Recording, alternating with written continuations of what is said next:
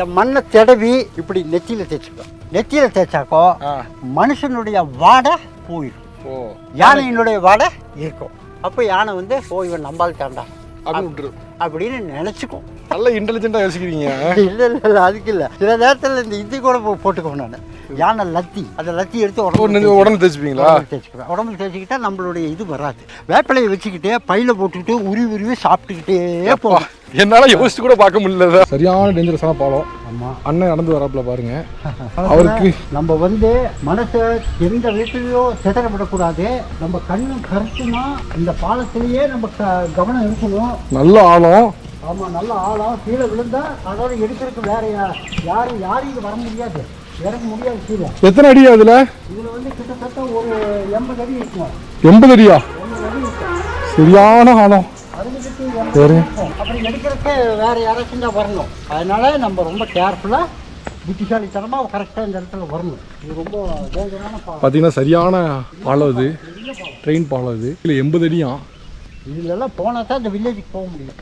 ஒரு வழியாக பாலத்தை கடந்துட்டோம். இதுதான் இந்த பாலம். இது வந்து டாய் ட்ரெயினில் போனால் அதை பார்க்கலாம். இந்த பாலத்தை நமக்கு வந்து நடந்து போகிற அனுபவமே கிடச்சிருக்கு. நல்ல ஒரு அனுபவம் உண்மையிலே. இந்த மாதிரி ஃபால்ஸ் வந்து இதில் ஒன்று தான் இருக்கா, இல்லை நிறைய இருக்கா? இந்த மாதிரி இன்னொன்று இருக்குது, பக்கத்தில் ஒன்று இருக்குது. அது கொஞ்சம் தூரம் போகணும். இன்னும் கொஞ்சம் தூரம் போகணுமா? கொஞ்சம் தூரம் போகணும். போகிற வழி தானே? அது போகிற வழி தான்.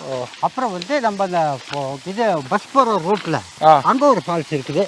அது இதை விட கொஞ்சம் பெரிய ஃபால்ஸ். இருந்தாலும் இது இவ்வளவு நல்லா அழகாக இருக்காது. அது இதுதான் ரொம்ப அழகாக இருக்குது. அது நல்லா மழை பெஞ்சாலும் தண்ணி வரும்ண்ணே? மழை பெஞ்சா நிறைய தண்ணி வருங்க. இதெல்லாம் ரம்மியமாக இடம். அது ஆனால் ஃபால்ஸ் ட்ரெயின் போகிற ரூட்டில் இது ஒரு ஃபால்ஸு ரம்மியமான இடம். நான் வந்து டெய்லி வந்து இங்கே வந்தோடனே ஒரு 5 நிமிஷம் இந்த இடத்துல உட்காந்து ரெஸ்ட் எடுத்துட்டு அப்புறம் நான் அப்படியே போயிட்டேன். தண்ணியில் மோங்க கையெல்லாம் கழுவிட்டு நான் அங்கிருந்து அப்புறம் நான் இப்படியே போகணும். இப்போ இத்தனை வருஷம் அதெல்லாம் வந்திருப்பீங்கல்ல? ஆமா. இதுல யானை இதெல்லாம் பார்த்துருப்பீங்க.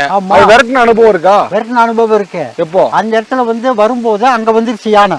இங்க இந்த இடத்துல வந்துருச்சு. நான் பாலத்து மேல நின்றுட்டேன். பாலத்து யானை வராது. அதனால பாலத்து மேல நின்றுட்டேன். அது வந்து சத்தம் போட்டு அப்படி கீழே இறங்கி அப்படி போயிடும். அதனால எனக்கு ஒன்றும் பிரச்சனை இல்லை. நான் யானை போன பின்னாடி நான் போவேன். இந்த மண்ணை தடவி இப்படி நெத்தியில தேய்ச்சிக்குவேன். நெத்தியில தேய்ச்சாக்கோ மனுஷனுடைய வாடை போயிடும், யானையினுடைய வாடை இருக்கும். அப்போ யானை வந்து இவன் நம்பால் தாண்டா அப்படின்னு நினைச்சுக்கும். நல்ல இன்டெலிஜென்ட்டா யோசிக்கிறீங்க.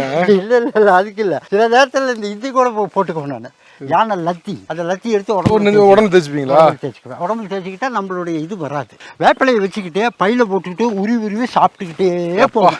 என்னால யோசிச்சு கூட பார்க்க முடியல. சரியான டேஞ்சரஸான பாலம். ஆமா, அண்ணன் நடந்து வராப்புல பாருங்க. அவருக்கு நம்ம வந்து மனசை எந்த வீட்டிலையோ சிதறப்படக்கூடாது. நம்ம கண்ணும் கருத்துமா இந்த பாலத்திலேயே நம்ம கவனம் இருக்கணும். நல்ல ஆழம். ஆமா, நல்ல ஆழம். கீழே விழுந்தா அதோட எடுக்கிறதுக்கு வேற